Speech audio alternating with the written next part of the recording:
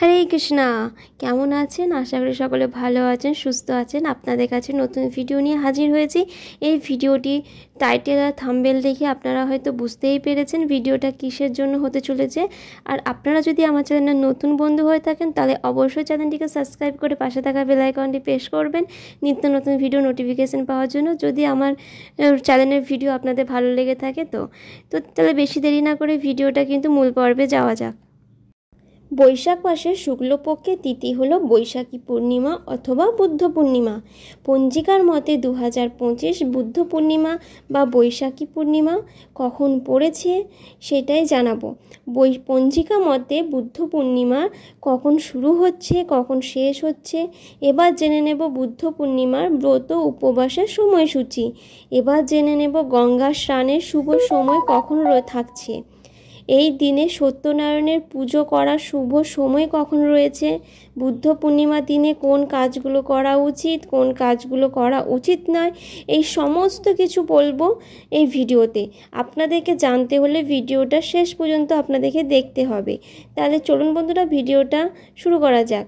প্রথম আমরা জেনে নেব যে বুদ্ধ পূর্ণিমা পঞ্জিকার মতে কখন পড়েছে বা কখন পালন করা হবে। 12ই মে সোমবার 2025 পালিত হবে বুদ্ধ পূর্ণিমা। এবার জেনে নেব যে পঞ্জিকার মতে পূর্ণিমা তিথি কখন শুরু হচ্ছে, কখন শেষ হচ্ছে। 11ই মে 2025 রবিবার রাত্রি 7:16 পর পূর্ণিমা তিথি শুরু হবে এবং পূর্ণিমা তিথি সমাপ্ত হবে 12ই মে রাত্রি সোমবার 9:03। তা পূর্ণিমা তিথি সমাপ্ত হবে। এবার জেনে নেব 2025 সালে বুদ্ধ পূর্ণিমার উপবাস ও ব্রতের সময়সূচি কখন থাকছে। 12ই মে সোমবার 2025 ব্রতের উপবাস উদযাপন হবে। এবার জেনে নেব যে বুদ্ধ পূর্ণিমা জাতি গঙ্গা স্নানের শুভ সময়সূচি কখন রয়েছে। 12ই মে সোমবার সকাল 10:56 পর্যন্ত সূর্যোদয়ের থেকে। যদি এই দিন গঙ্গাতে গিয়ে স্নান করতে না পারেন তাহলে অবশ্যই স্নানের জলে গঙ্গাজল মিশিয়ে স্নান করবেন। বুদ্ধ পূর্ণিমা অত্যন্ত পবিত্র দিন। এই দিন অনেকে বাড়িতে সত্যনারায়ণের পুজো করে থাকেন। তাই এই সত্যনারায়ণের পুজোর সময় শুভ সময় কি হতে চলেছে।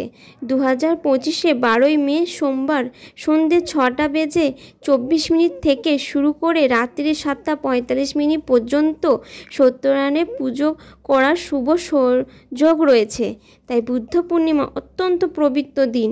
এই দিনে সম্পূর্ণ তা লাভ করার জন্য কোন কাজগুলো করবেন এবং কোন কাজগুলো করবেন না।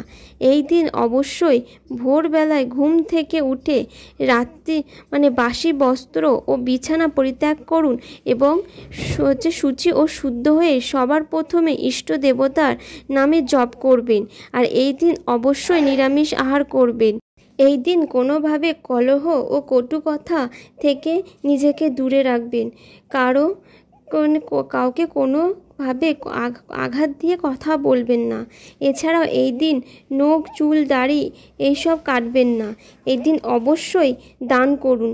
খাদ্য শস্য চাইলে বস্ত্র আপনার সাধ্য মতো দান করবেন। এর সঙ্গে এই দিন চপ্পল পাখা পাত্র এই সকল জিনিস অবশ্যই দান করতে পারেন। যে কাঙ্ক্ষিত ব্যক্তি তাকে দান করবেন। ভিডিওটা কেমন লেগেছে অবশ্যই কমেন্ট করে জানাবেন। হরে কৃষ্ণা, রাধে রাধে। ভালো থাকবেন, সুস্থ থাকবেন।